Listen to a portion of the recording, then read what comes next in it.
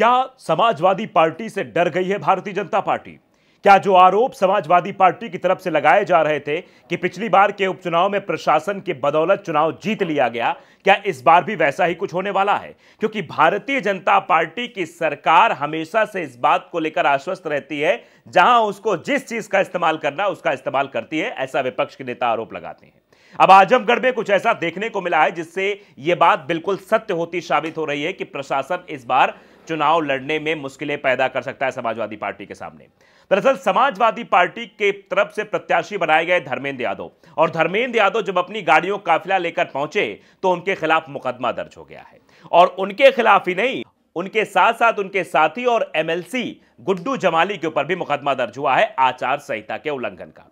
तो आप सीधे तौर पर समझ सकते हैं कि आजमगढ़ में समाजवादी पार्टी के वर्चस्व को देखकर निरहुआ भी डरे हैं। निरहुआ के साथ मोदी जी को भी डर सता रहा है कि आजमगढ़ की सीट तो इस बार चली जाएगी। दरअसल उपचुनाव के जो समीकरण थे वो बिल्कुल अलग थे। उपचुनाव में गुड्डू जमाली 2 लाख से ज्यादा वोट पाते हैं और भारतीय जनता पार्टी के प्रत्याशी निरहुआ लाल यादव का जीतने का सबसे बड़ा पॉइंट यही था। लेकिन इस बार समाजवादी पार्टी ने गेम करते हुए गुड्डू जमाली को अपने पक्ष में ले लिया, एमएलसी बना दिया और गुड्डू जमाली ने पूरा समर्थन धर्मेंद्र यादव को दे दिया। यानी धर्मेंद्र यादव मैदान में, और धर्मेंद्र यादव के मैदान में आने से चुनावी माहौल बिल्कुल दिलचस्प हो गया है। और अब यह चर्चा होने लगी है कि भारतीय जनता पार्टी के जो प्रत्याशी निरहुआ हैं वो इस बार गाना गाने के लिए हाजीपुर चले जाएंगे, दोबारा लौटकर नहीं आएंगे, क्योंकि इस बार की जनता अब धर्मेंद्र यादव के साथ जुड़ने लगी है। और गुड्डू जमाली के साथ जो समर्थक थे वो भी अब धर्मेंद्र यादव का गुणगान कर रहे हैं, धर्मेंद्र यादव के जयकारे लगा रहे हैं।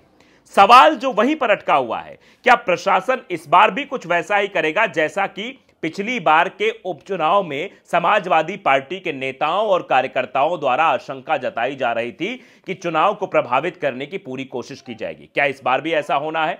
दरअसल जो खबर है उसके मुताबिक तो यही लग रहा है कि प्रशासन पूरी तरीके से मुस्तैद है। प्रशासन ये देख रहा है कि समाजवादी पार्टी के प्रत्याशी के समर्थन में कितने लोग इकट्ठा हो रहे हैं, समाजवादी पार्टी के प्रत्याशी के समर्थन में कितनी गाड़ियों का काफिला निकल रहा है, और इन सब को चुनाव आयोग नोटिस कर रहा है। जबकि चुनाव आयोग भारतीय जनता पार्टी के किसी प्रत्याशी के पीछे इस तरीके से नहीं लगता है कि उसको देखना है, समझना है कितनी गाड़ियों का काफिला चल रहा है, कितने लोग चल रहे हैं, कितनी गाड़ियों की परमिशन है, फलाना है, ढिमकाना है, ये सब कुछ नहीं होना। लेकिन अगर समाजवादी पार्टी का वर्चस्व जहां ज्यादा हो जाएगा वहां के चुनाव को प्रभावित करने की कोशिशें भी पुरजोर तरीके से की जाएगी। आप ये जानते हैं कि आजमगढ़ की सीट समाजवादी पार्टी का गढ़ रही है।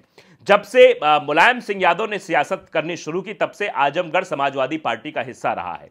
पिछली बार के उपचुनाव में जरूर निरहुआ ने जीत हासिल की, लेकिन इस बार निरहुआ के हारने के चांसेस पूरे दिखाई दे रहे। आजमगढ़ की जनता नाराज दिखाई दे रही, इसलिए एक पैतरे के तहत पर यह एफआईआर दर्ज हुई है और इसको लेकर अब तरह तरह की अटकलें भी लगाई जा रही हैं और समाजवादी पार्टी के नेताओं की तरफ से बयानबाजियां हो रही हैं। तो आजमगढ़ का जो चुनाव है वो अब दिलचस्प होता जा रहा है।